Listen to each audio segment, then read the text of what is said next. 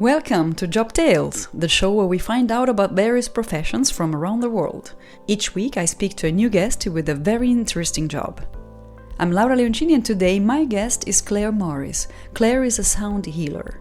Today we will learn about working with sound frequencies and how they resonate with our body. We'll learn about homeostasis and the difference between sound healing and sound therapy. Also, can you make a living as a sound healer? Here's Clare. Clare, thank you for being my guest. Amazing title that I have seen on your profile. Sound healer. So, what does your present job consist of? It's basically working with sound frequency. So it's the acknowledgement that the resonance of frequency with our nervous system and our body as a whole has an effect. So it's learning how to tune into different sounds and vibrations to have that healing effect. The best way I can describe it is if I was an artist painting a painting, it's as if each brush stroke has a different paint on it, and that paint has a different vibration and frequency. And I'm bringing it all together for you to have a full body, mind, body, spirit experience, because that's what sound is able to do as a resonant frequency. So, what kind of effect has a frequency on our body? It can have any effect in relation to its resonance with our body. So for instance, and that is unique to a person, but for most part there are similarities. So for instance, if you hear traffic, it has quite a stressful noise pollution kind of frequency. If I hear flowing water, it has a very soothing homeostatic kind of frequency. And homeostasis is essentially the space where our nervous system comes into neutrality, and it's the space that we seek in our savasana at the end of our yoga practice. It's the space where we go into when we're in total peace and stillness in our meditation. It's that space of totality. Well, the universe and the earth resonates and meets at that frequency. It's a shared frequency. And so you can gauge it like that in relation to your question of what effect does sound frequency have on the body. Well, it depends on the sound and essentially the hertz of that frequency and how we resonate with that. Okay, so is your practice very individual from person to person, or do you also do group sound sessions? I do group sound sessions, and it's lovely as a group because again, I like to use metaphors because the work that I do is very intuitive. Yes, yeah, it's true. So it's really the best way to describe it because it's an experience, it's a feeling. The road isn't always a straight one. So, in a group space, you're actually dealing with multiple nervous systems, which means you have multiple color palettes to work with, to tune into, to resonate with, to guide and to flow with the sound and the music. Whereas one-on-one, you can go tremendously deep with a person, and you need to be ready to hold space for that person where they're able to meet you in that depth, because not everyone is really able to meet you in that depth. So you really have to hold a space of safety for someone, and you really need to be able to meet them where they're at and move with them so subtly and slowly that by the time they get to that healing point of true alignment and resonance, you've gone at their pace and you've met them at their depth, that they're really able to rise up into the occasion of embodying who they truly are inside, which is important also in relation to a group, to really truly be able to tune into the group. Because if you are egoic about it, it can be quite a disorientating experience. I'm going to really go out there with this one and say, if you can relate it to lovemaking or to dancing with someone, let's say if you're dancing with someone, if someone kind of grabs you by the wrist and starts moving quite vigorously with you, you're going to feel like very unseen, very strange, very kind of pulled into something. Whereas when you have someone who's really come to be truly present with you And I think being present is one of the greatest gifts we can give. I can say, oh, it's the sound healing or it's the yoga or it's the meditation, but at the end of the day, it's the presence. And these are all the different ways in how we get there, how to be really present with ourselves, with our body, really sensing into where we're at. And so that's what I do with an individual and also with a group. Because if I don't come in with that full, subtle body presence, then it's felt in the frequency of the space, because our nervous systems are also resonating with each other. So it's like if you're sitting in a room with some people and, it's all quite calm, and someone suddenly comes into the room and they come in with this high energy or this whirlwind energy or this stress frantic energy, it actually fills the entire room. I see what And you so mean. when you have people lying on their mats, surrendering, essentially surrendering to you, one needs to be very humble and respectful and mindful with that. So there must be Yeah. a high level of confidence. I mean, like they have to confide in you, they have to trust you, and in bringing you the process, and then the to get to the healing stage, right? Exactly. And that's why trust building is so important. So when the people arrive, let's say in a group situation into the session, I don't just go straight into the sound journey, because also they've arrived carrying almost the noise pollution within their own resonant bodies. They've arrived with that stress or with the things they had to do in the day or with the conversation they just had with someone who was niggling at them. And so for them to meet me in that space of homeostasis, peace, neutrality, stillness, so we can really drop in, I first take people through a series of practices before we even get to the sound. And those Mm. practices will be things like breath work, setting intentions, lighting candles, kind of really landing and arriving in the space for us to drop into a deeper space together as a group. And then from there, I gently and slowly take them into the journey. And even in there with the sound, you start incrementally with little bits, and then you slowly build it up so that each sound experience is like a different chapter for you to experience different parts of yourself, opening you up more and more and more until you have completely disappeared, but you've disappeared, but you're still totally present. You're just in the subconscious mind. You're just more present with your subconscious mind as an actual space. It's fascinating, yeah. Because it is very specific, and you also need to know that there is something such as sound healing. So because if I want to heal from something, I immediately think of something tangible. I go to the doctor, or if it's mental, I go to the psychotherapist, and so forth. But sound healing, what's the approach to that, and how do you actually get customers? So, what's interesting is that it's a resonance for people. And I love how the word resonance comes up again, because people usually come because they feel an attraction or they feel a calling or it's something that speaks to them. It might be someone who's never tried it, or it's someone who has simply identified that we all take to different things and they particularly take to sound and music.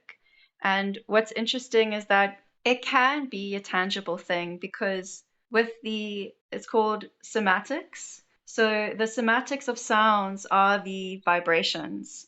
And those vibrations land in your body in a particular way that it has that physical effect. And that physical effect also allows for an opening of that emotional effect. They actually work hand in hand.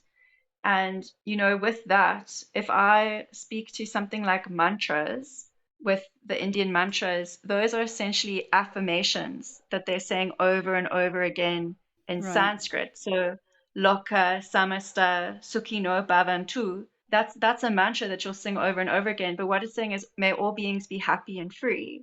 So if I'm saying, may all beings be happy and free over and over again, and I'm singing that to myself, what I'm doing is I'm actually tuning into the resonance of that frequency, of the intention of that affirmation. And by singing it, I have to relax my body, my breath changes, I have total buy in from my mind, body, and spirit to the point that I end up actually embodying that frequency. And by the end of it, I feel at peace, I feel open, my heart is open. And to add to that, what also happens is that there's a lot of neuro-linguistic programming that actually happens with sound healing. So, for instance, if you have an idea or a belief in your head that you're continuously telling yourself, you're telling your brain to run through those neural pathways.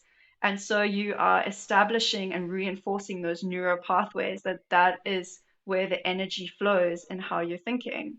The Hmm. same with negative beliefs. You reinstalling, reinforcing those negative beliefs. But the thing is as soon as you pull away from certain things, or you tell yourself, I'm not going to think like that.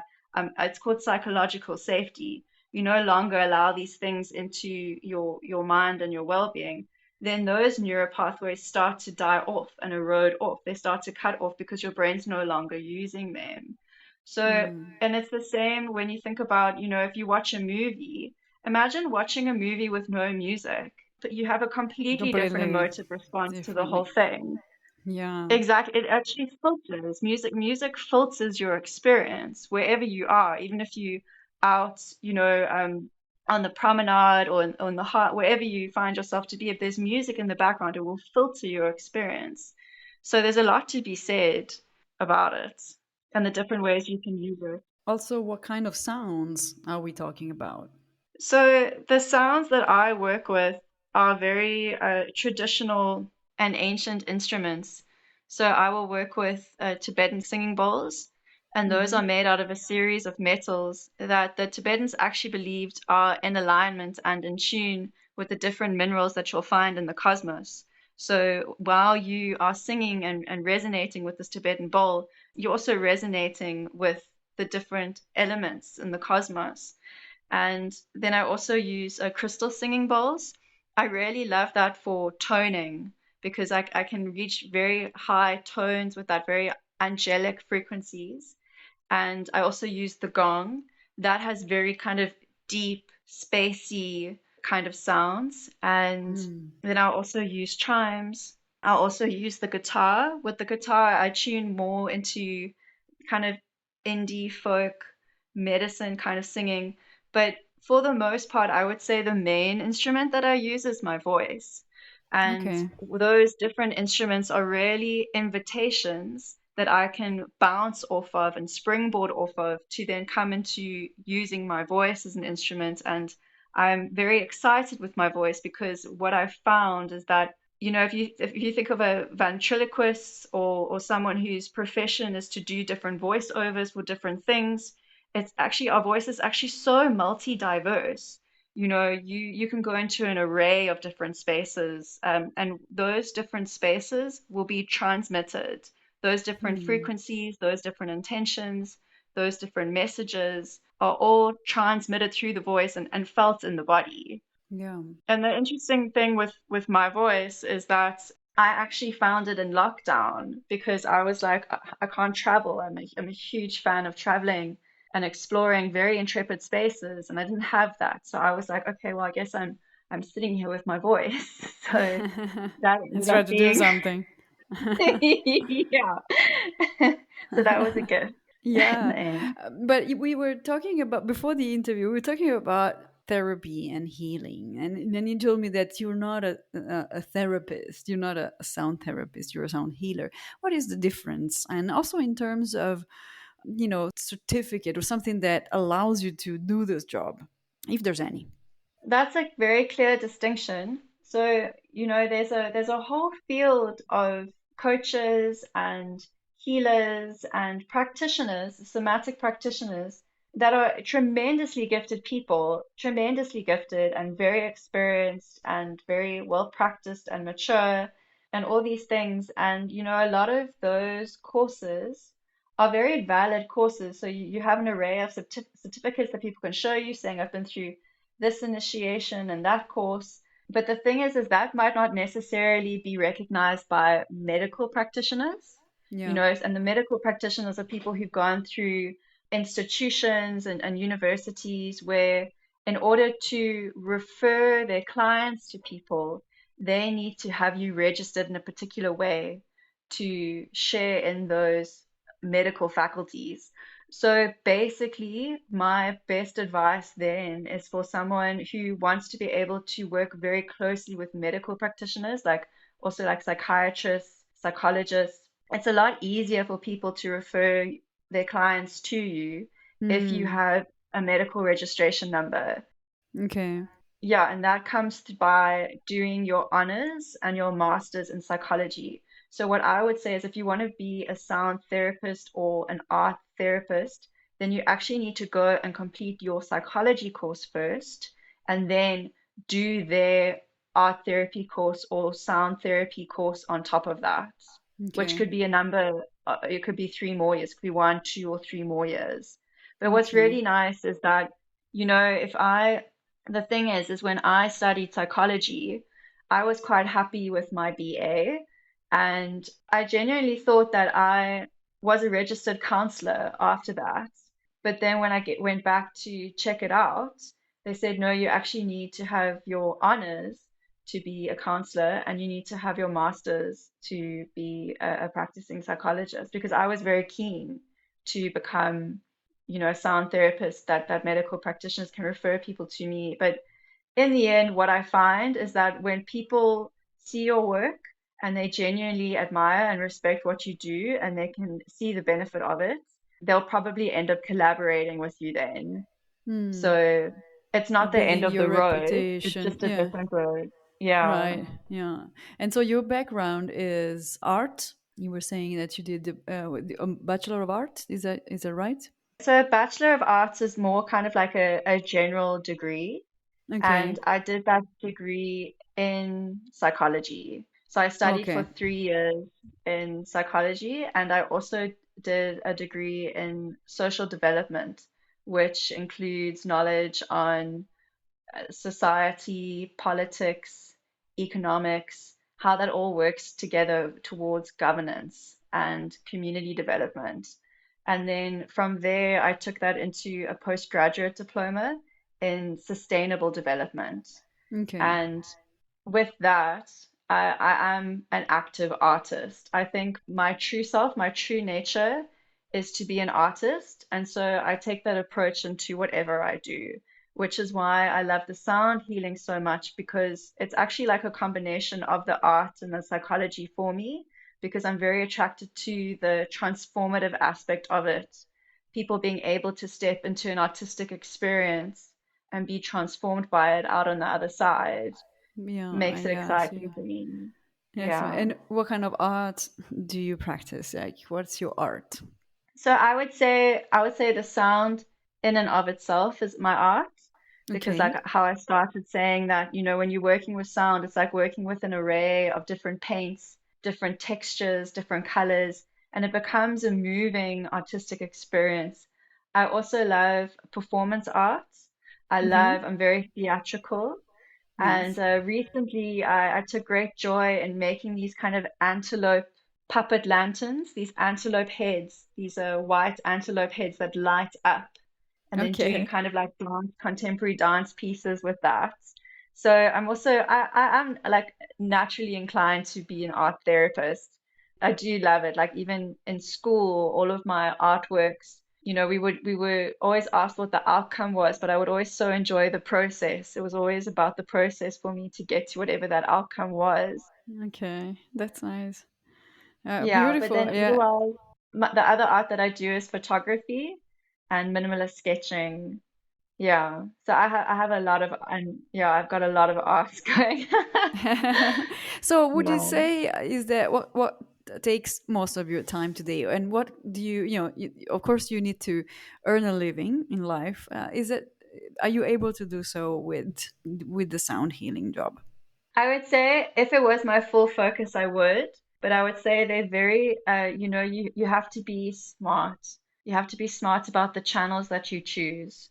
You need stability with a studio, or you need, regular clients who are trusting in the program with you, or you need to be, as a freelancer, you need to be involved in curating private groups, or I want to say have kind of elitist clients or be able to have a strong following.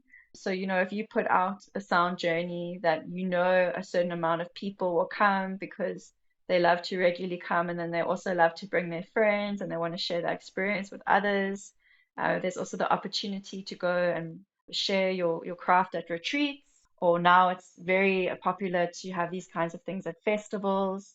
So basically, I would say if your choice is to be a sound healer, you also need to understand that you need to be a content creator and an entrepreneur, because Mm. you need to hold a community to maintain that consistent flow of income.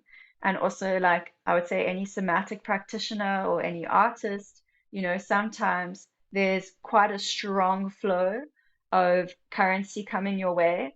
And maybe you come into alignment with international clients, maybe you get booked for a series of retreats, and the more networks you make, it's almost like that the stronger that flow becomes and the brighter that platform becomes that you've created for yourself.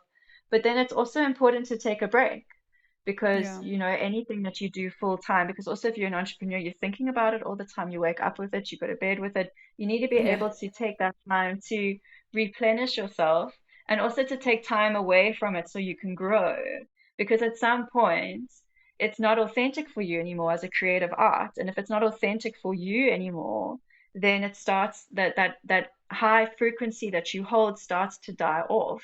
So you always need to establish your relationship with it. And so then obviously in that time, maybe the flow of currency coming your way is a bit less.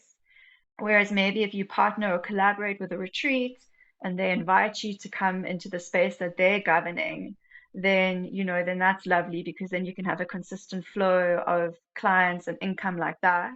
But you need to be able to get out there and to build those relationships, which is why a lot of people may also like to do the sound healing, but maybe that's 25% of their focus, or 30%, or 50%, or 80%, Mm. not quite so 100%, but there's something else of interest that they're doing And yeah, and then to you do something to else. sustain themselves.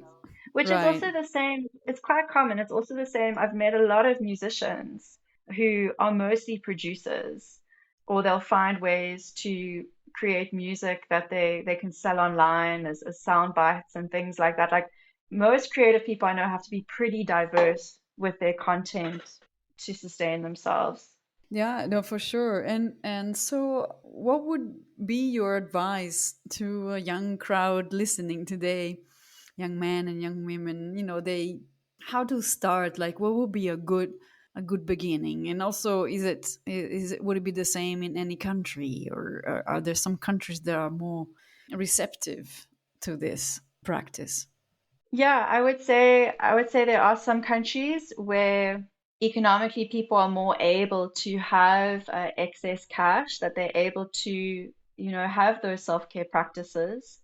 I would also say there's some countries that are more open to it than others, depending on what the cultural background might be.